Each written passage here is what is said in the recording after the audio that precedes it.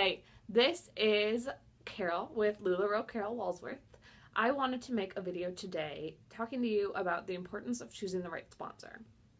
So your sponsor is everything as a LuLaRoe consultant, particularly when you're in the queue. So when you first join LuLaRoe, you have to have a sponsor, and I'll talk about that process. And then you sign your paperwork, and then you join what's called the queue.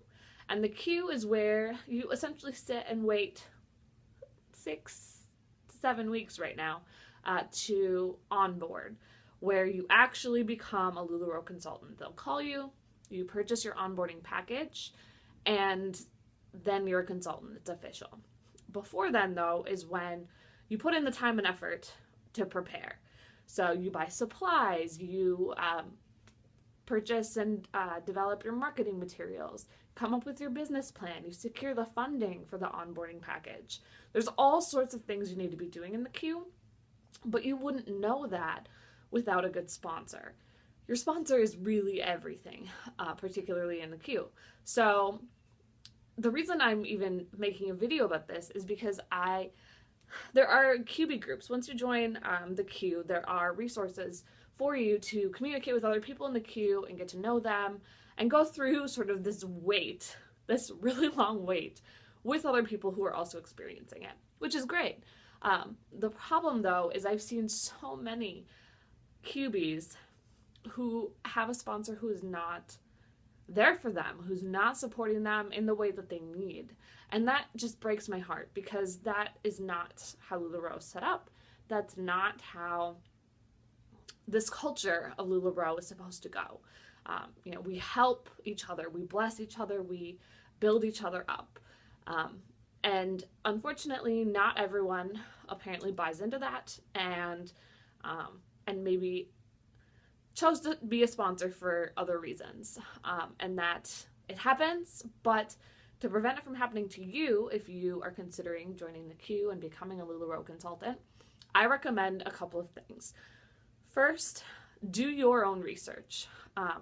It is your business. You can't rely on your sponsor. And I think sometimes that's maybe part of the problem. People are expecting the sponsor to do everything for them, and that's just not how it works. But you should be able to hold your sponsor to certain sort of duties or have certain expectations for them that they should meet. One is that they're communicative, particularly if you don't live in the same area, which I don't. My sponsor and I don't live even remotely near each other, time zones apart. You have to be able to get a hold of them, particularly for the little questions. And so before I even signed and joined the LuLaRoe queue, I think my sponsor and I emailed back and forth like 30 times with all of my questions. And that was sort of when I sort of decided, like, okay, this woman is there. She clearly cares. She responds quickly and extensively and is someone that I can count on. That's a really important feature that you want to look for in a sponsor. You also want someone, and this may not always be true, but for me, I wanted someone who sort of thinks like I do.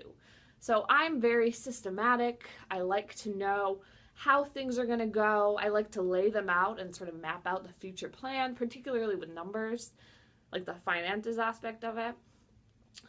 And my sponsor is the same way. She's very analytical. We think very similarly, and I like that a lot. And so just getting to know your sponsor is also helpful. Do you guys have personalities that can sort of complement each other? Will you get along? All of these things are important. And the reason the sponsor has so much expectations placed on them by LuLaRoe is because of how this company is set up. So it's set up such that your primary line to LuLaRoe and all of the resources available is through your sponsor.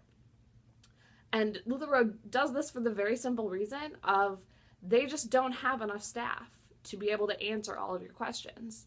So they sort of task that to the sponsors, which is, it's very smart.